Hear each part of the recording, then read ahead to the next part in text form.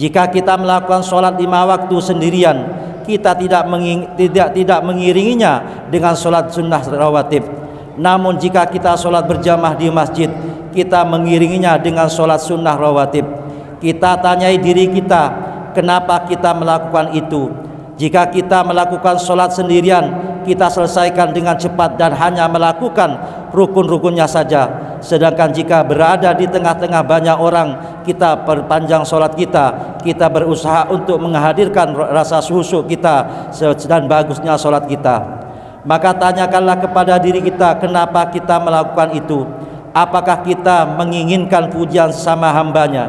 Apakah kita ingin agar dihormati oleh mereka? Apakah ini lebih kita sukai daripada ridho Allah Subhanahu wa ta'ala? Padahal seluruh manusia adalah makhluk-makhluk ciptaan Allah Subhanahu wa ta'ala, sama seperti kita.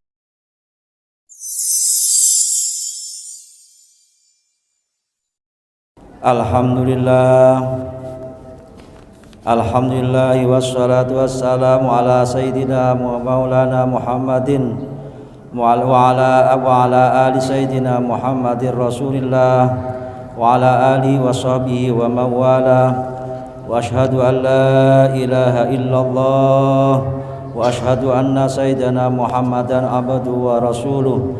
Amma ba'du, fa inni usiku wa nafsi bittaqwallah al-qaili fi muhkami kitabih.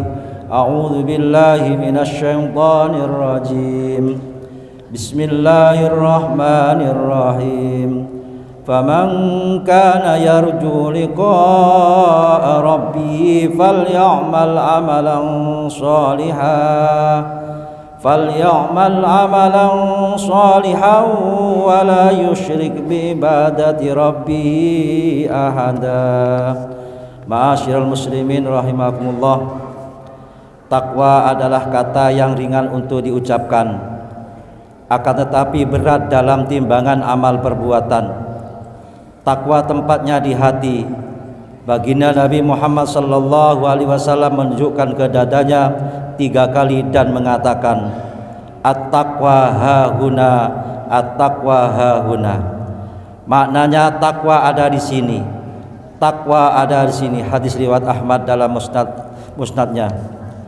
Jadi hati adalah pemimpin anggota badan. Jika hati baik, maka seluruh anggota badan akan menjadi baik, sehingga orang menjadi bertakwa. Sebaliknya jika hati rusak, maka anggota badan menjadi rusak, sehingga orang menjadi pelaku maksiat. Maka marilah kita bertakwa kepada Allah Subhanahu wa ta'ala, yaitu dengan cara melaksanakan semua kewajiban dan meninggalkan semua yang diharamkan, serta mencari bekal sebanyak-banyaknya untuk kehidupan akhirat. Sebagaimana Allah Subhanahu wa ta'ala telah berfirman, A'udzu billahi minasyaitonir rajim. Yauma la yanfa'u malu wala banun illa man atallaha biqalbin salim. Maknanya yaitu di hari yang harta dan anak-anak laki-laki tidak berguna, kecuali orang-orang yang dihisab oleh Allah dengan hati yang bersih dari kekufuran. Ma'asyiral muslimin rahimakumullah. Oleh karenanya mari kita perbaiki hati kita dengan menerapkan adab-adab yang diajarkan dalam Islam secara lahir dan batin. Kita obati hati dengan mengikuti ajaran Allah Subhanahu wa ta'ala dan meneladani akhlak baginda Rasulullah sallallahu alaihi wasallam. Kita obati hati kita karena hati memiliki penyakit-penyakit yang tidak bisa diobati oleh para dokter. Penyakit-penyakit hati itu hanya bisa diobati dengan kesungguhan kita mengikuti perintah Allah Subhanahu wa ta'ala dan Rasulnya. Ma'asyiral muslimin rahimakumullah. Di antara penyakit hati adalah riya, yaitu melakukan bentuk ketaatan agar dilihat oleh orang lain dengan tujuan mengharapkan pujian darinya. Allah Subhanahu wa ta'ala telah berfirman, A'udzu billahi minasyaitonir rajim. Wa ma umiru illa liya'budullaha mukhlishina lahuddin. Padahal mereka tidak diperintahkan kecuali supaya menyembah kepada Allah dengan memurnikan ketaatan kepadanya. Ma'asyiral muslimin rahimakumullah. Mari kita ikhlaskan niat selalu hanya karena Allah Subhanahu wa ta'ala semata, dan jangan sampai jatuh pada maksiat riya. Sahabat Abu Hurairah radhiyallahu anhu meriwayatkan hadis qudsi bahwa baginda Rasulullah sallallahu alaihi wasallam bersabda, Allah Subhanahu wa taala berfirman dalam hadis qutsinya, ana aghnas syuraka anis syirki man amila amalan asyraka bi man amila amalan asyraka fi fa ma'iya ghairi taraktuhu wa syirkahu. Aku tidak menerima tujuan lain dalam beramal. Barang siapa melakukan satu amal perbuatan dan memiliki tujuan lain selain ridhaku, maka aku akan meninggalkannya dan tidak menerimanya. Semua amal ia kerjakan. Ma'asyiral muslimin rahimakumullah, jika kita melakukan suatu amal perbuatan untuk mencari pahala dari Allah dan sekaligus mengharap pujian sesama manusia, maka Allah tidak akan menerima amal tersebut dari kita. Jadi seseorang yang melakukan amal perbuatan yang disertai dengan riya, maka tidak ada pahalanya sama sekali, bahkan dia berdosa karena riyanya. Oleh karenanya, marilah kita introspeksi diri, kita awasi dan amati hati kita masing-masing. Jika kita melakukan sholat 5 waktu sendirian, kita tidak mengiringinya dengan sholat sunnah rawatib. Namun jika kita sholat berjamaah di masjid, kita mengiringinya dengan sholat sunnah rawatib. Kita tanyai diri kita, kenapa kita melakukan itu? Jika kita melakukan sholat sendirian, kita selesaikan dengan cepat dan hanya melakukan rukun-rukunnya saja. Sedangkan jika berada di tengah-tengah banyak orang, kita perpanjang sholat kita. Kita berusaha untuk menghadirkan rasa khusyuk kita dan bagusnya sholat kita. Maka tanyakanlah kepada diri kita, kenapa kita melakukan itu? Apakah kita menginginkan pujian sama hambanya? Apakah kita ingin agar dihormati oleh mereka? Apakah ini lebih kita sukai daripada ridho Allah Subhanahu wa ta'ala? Padahal seluruh manusia adalah makhluk-makhluk ciptaan Allah Subhanahu wa ta'ala, sama seperti kita. Mereka tidak dapat menciptakan manfaat maupun mudarat. Mereka tidak bisa memberikan manfaat kepada kita atau mencelakai kita kecuali atas kehendak Allah Subhanahu wa ta'ala. Kenapa kita memilih dicela oleh Allah agar dipuji oleh sesama hamba? Pujian mereka kepada kita tidak akan menambah rezeki, tidak menunda ajal, dan tidak bermanfaat bagi kita dalam kehidupan akhirat. Oleh karenanya, obatilah hati kita dari penyakit riya. Kita jadikan ridho Allah Subhanahu wa ta'ala, sang pencipta kebaikan dan keburukan, sebagai tujuan kita. Kita ikhlaskan niat karena Allah Subhanahu wa ta'ala. Jangan kita pedulikan apakah orang mencela atau memuji kita. Sungguh kebaikan seluruhnya ada pada ridho Allah Subhanahu wa ta'ala. Ma'asyiral muslimin rahimakumullah, marilah bersama-sama kita renungkan hadis yang diriwayatkan oleh Imam Muslim dari Sulaiman bin Yasar. Ia berkata, ketika majlis Abu Hurairah radhiyallahu anhu usai dan orang-orang pergi meninggalkan majlis, maka seseorang penduduk Syam berkata kepada Abu Hurairah radhiyallahu anhu, wahai guru, sampaikanlah kepada kami sebuah hadis yang telah engkau dengar dari baginda Rasulullah sallallahu alaihi wasallam.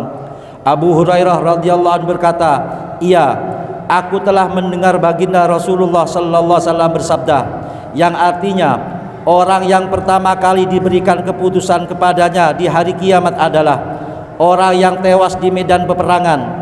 Ia pun didatangkan dan diingatkan tentang nikmat-nikmat yang diberikan kepadanya di dunia, maka dia pun mengingatnya. Dikatakan kepadanya, apa yang engkau lakukan terhadap nikmat-nikmat tersebut? Dia pun menjawab, aku berperang di jalanmu hingga aku mati syahid. Maka dikatakan kepadanya, engkau telah berdusta, engkau berperang untuk dikatakan sebagai pemberani, dan itu sudah dikatakan. Kemudian diperintahkan agar orang tersebut diseret dengan posisi muka di bawah hingga dilempar ke neraka jahanam. Begitu juga seorang hamba yang telah mempelajari ilmu agama, mengajarkannya dan rajin membaca Al-Quran, maka didatangkan dan diberitahukan nikmat-nikmat apa yang diberikan kepadanya. Maka ia pun mengingatnya. Ditanyakan kepadanya, apakah yang engkau lakukan terhadap nikmat-nikmat tersebut? Ia menjawab, aku mempelajari ilmu agama, mengajarkannya dan membaca Al-Quran karenamu ya Allah. Kemudian diperintahkan agar orang tersebut diseret dengan posisi muka di bawah hingga dilempar ke neraka jahanam. Begitu juga seorang hamba yang telah mempelajari ilmu agama, mengajarkannya dan rajin membaca Al-Quran, maka didatangkan dan diberitahukan nikmat-nikmat yang diberikan kepadanya, maka ia pun mengingatnya. Ditanyakan kepadanya, apakah yang engkau lakukan terhadap nikmat-nikmat tersebut? Ia menjawab, aku mempelajari ilmu dan mengajarkannya dan membaca Al-Quran karenamu ya Allah. Dikatakan kepada mereka, kepada engkau berdusta. Kenyataannya engkau mempelajari ilmu agar dikatakan sebagai ulama, engkau membaca Al-Quran agar engkau dikatakan sebagai pembaca Al-Quran dan penghafal Al-Quran. Kemudian diperintahkan agar orang itu diseret dengan posisi muka di bawah sehingga dilempar ke neraka jahanam.